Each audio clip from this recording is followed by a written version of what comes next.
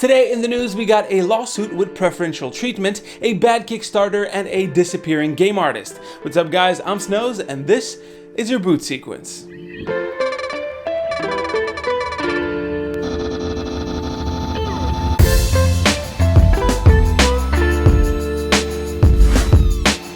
Alright, let's get started by talking wafers. The most important company right now in computer chips manufacturing is TSMC. They produce chips for the biggest players like Nvidia, AMD, Asus, Google, Qualcomm, and plenty more. Well, now another important chip manufacturer, GlobalFoundries, which is actually the company that still makes both the Ryzen 1000 and 2000 series desktop chips, is suing TSMC for patent infringement. There are 16 patents, 3 of which are of German origin, and they all relate in some ways to the process manufacturing from 7 nanometers all the way up to 28 nanometers.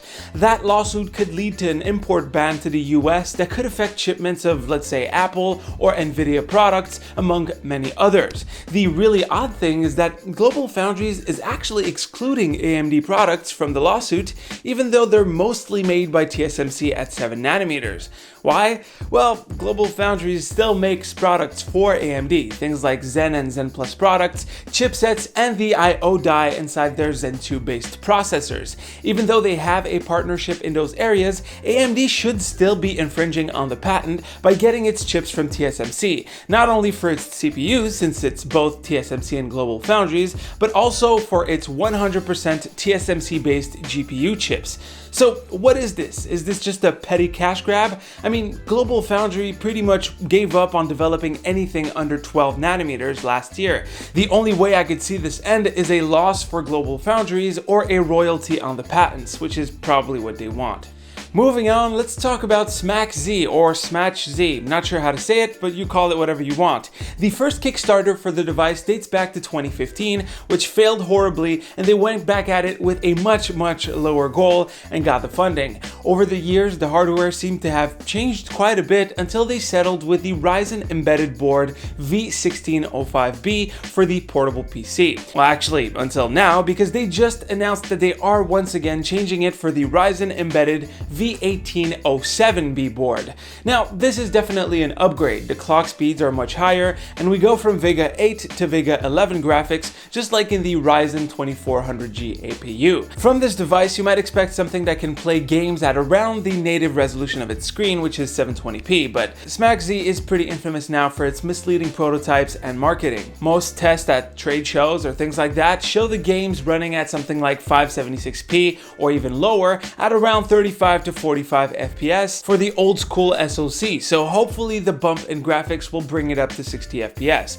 The only issue with the new SoC is that it moves to a much hungrier chip, so battery life is probably going to be far below what was advertised. In their latest estimate, they said they were going to start shipping the device in Q2 or Q3 of this year. Well, Q2 passed and we got a demo at Gamescom a few days ago, but I highly doubt it's going to be ready by the end of September for the backers.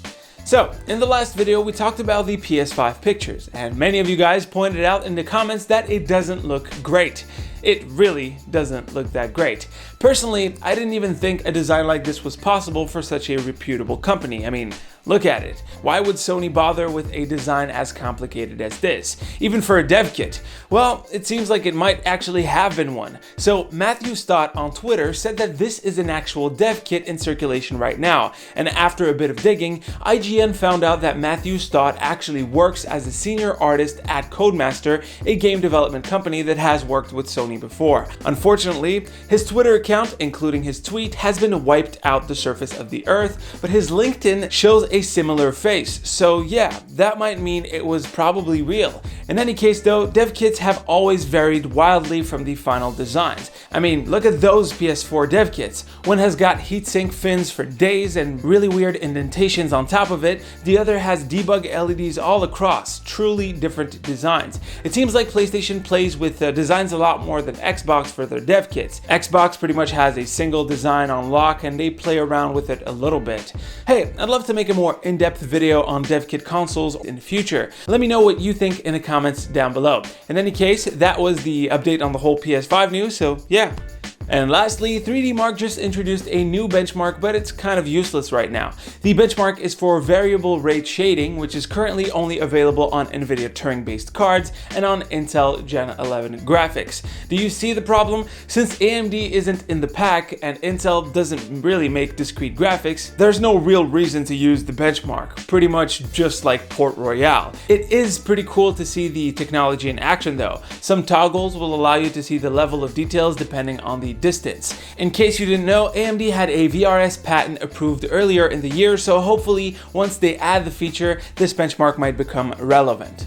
Anyways guys, that is pretty much it for the news today. Hopefully you've enjoyed. I'm sorry if I'm a little low energy today. I've been sick all weekend and my nose probably filled up the salt lakes. As usual, you can click right here to see the latest video right here. To subscribe to the channel. Stay frosty my dudes, and I'll see you on the next one. Oh man. This is bad. There's probably going to be like 1,000 cuts because like a tiny little droplet would drop down once in a while. Anyways, I don't feel like I made any sense. Take care, guys.